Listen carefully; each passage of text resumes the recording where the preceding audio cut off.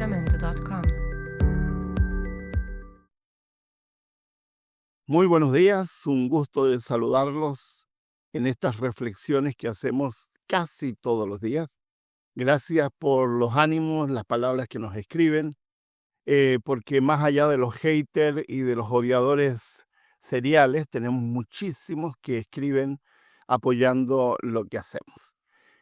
Hoy tendremos un día calurosísimo como el de ayer, que fue muy, pero muy caluroso, y eso que todavía no estamos en el verano, pero estamos contentos. Y tomando mi cafecita, ahí se los muestro, que alguien me dijo, no muestra el café, ahí está mi café. A veces que las tazas son muy, muy largas. Mi café con leche, porque yo tomo café con leche, y no solamente con leche, pero alguna vez le voy a describir el café Bullet Coffee que yo suelo tomar. Hoy día amanecí pensando en una frase que alguna vez le leí a un gran psiquiatra chileno, cristiano, católico, que ya murió, el doctor Sergio Peñailillo, quien hizo un pequeño gran libro contando su experiencia como cristiano, como científico cristiano. Y una pregunta que él plantea y que deja abierta es, ¿para qué sirve la religión? ¿Para qué sirve la espiritualidad? Bueno, él y otros tantos que se han planteado esta pregunta, la religión nos sirve mucho en términos teóricos. Es decir, con la religión tú no vas a eliminar las guerras, ni vas a eliminar las enfermedades, ni vas a eliminar los desastres naturales, ni vas a eliminar el dolor en general. No, la religión no hace eso. La espiritualidad, que es aquello de lo cual yo hablo, porque la religión es un constructo humano, la espiritualidad no hace eso. ¿Qué es lo que hace la espiritualidad? Simplemente te da una mirada distinta, te permite observar los incidentes que ocurren de una forma diferente.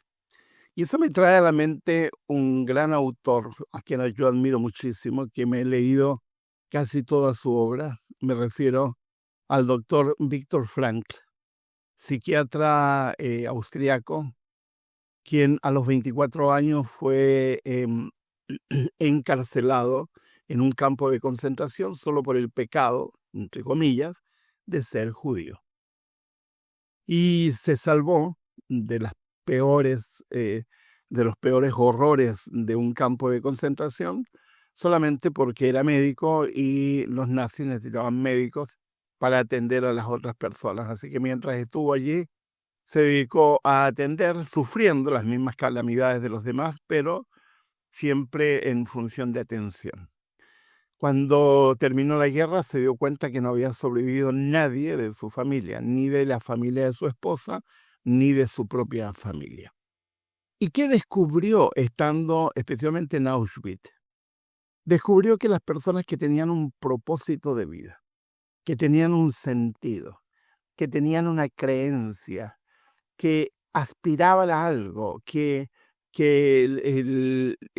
Frank lo llamó Dios, entre comillas, porque no se refiere exactamente al Dios bíblico, sino está más cercano a la idea de un Dios aristotélico. Pero la idea de que algo te excede, algo superior a ti, eso le da sentido a tu vida. En mi caso, yo trabajo con terapia y trabajo con salud mental y trabajo especialmente con conflictos familiares, con parejas, etc. Y he descubierto en la práctica que las personas que son creyentes, que tienen un sentido, que tienen un propósito, una razón para vivir, o como diría Frank citando a Nietzsche, un para qué vivir, suelen pasar las situaciones difíciles de una manera mucho más rápida, mucho menos conflictuada, mucho menos dramática y con una actitud de esperanza, porque saben que aunque no puedan controlar su entorno, hay un propósito, hay un sentido, hay un para qué vivir. aunque el futuro no se vea claro y tengamos que pasar por el síndrome del túnel y ver en oscuridad solamente en un momento, quienes son creyentes saben que al final se da la luz. ¿Para qué sirve la espiritualidad? Para sostenerte, para darte ánimo, para guiarte, para entender que aunque hay de pronto un caos inentendible, detrás de ese caos tú puedes encontrar esperanza y futuro. Hace muchos años atrás leí la biografía de Sifrin Orn, un arqueólogo erudito en lenguas bíblicas, que estuvo varios años encarcelado en un campo de concentración japonés en una isla del Pacífico. Y él, junto con otras personas en esa isla, la mayoría creyentes, crearon escuelas.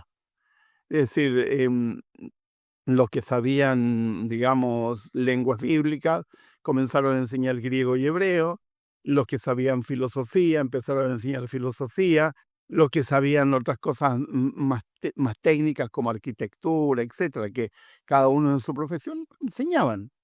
Y dedicaban buena parte de su tiempo en enseñar sin ningún tipo de instrumento, simplemente utilizando la mente, lo que recordaban, más las habilidades que habían adquirido. Y nuevamente Orn dice en una parte de su biografía, lo que nos daba propósito, lo que nos daba sentido, era creer. Saber que detrás de toda esa locura tenía un propósito, un sentido, una lógica que no entendíamos, pero detrás finalmente nos íbamos a encontrar con la divinidad. Es cierto que a veces es muy difícil encontrar una lógica, un sentido, especialmente cuando estás hundido en una situación caótica. Yo me imagino las personas de Venezuela que han perdido todo producto de un gobierno nefasto como el de Maduro, o en Nicaragua, o en Cuba, o las personas que vienen sufriendo este genocidio horrible de Rusia contra Ucrania, o lo que está haciendo Israel en defensa propia, pero con un exceso que a mí me parece aberrante contra población civil. Yo me imagino, viviendo esa realidad es muy difícil creer, pero aún así, leí ayer una entrevista que le hacen a un médico palestino que estaba pidiendo ayuda para salir de Palestina junto con su familia, diciendo, un médico palestino musulmán, diciendo que su fe lo ha mantenido, que el creer lo ha mantenido, que el creer en algo superior lo ha logrado mantenerse en pie en medio de esa locura. ¿Para qué sirve la espiritualidad? No cambia la realidad. La espiritualidad no transforma tu entorno, te transforma a ti y hace que veas todo lo que tienes por delante y lo que tienes a tu alrededor de una manera diferente. La espiritualidad da esperanza, la espiritualidad te anima a trabajar en medio de una guerra, a encontrar lógica y sentido en un campo de concentración, como el Dr. Horn o el Dr. Frank, que te ayuda a pensar que detrás del caos hay orden, aunque no logremos verlo en su momento. Que tengan un lindo día, un cafecito feliz para todos aquellos que les encanta el café. Ayer me dijo una persona que le gustaba el té. Bueno, voy a empezar a decir feliz té. En Chile se toma mucho té, como resabio de los ingleses que vivieron en Chile y explotaron Chile. Un gusto de saludarles.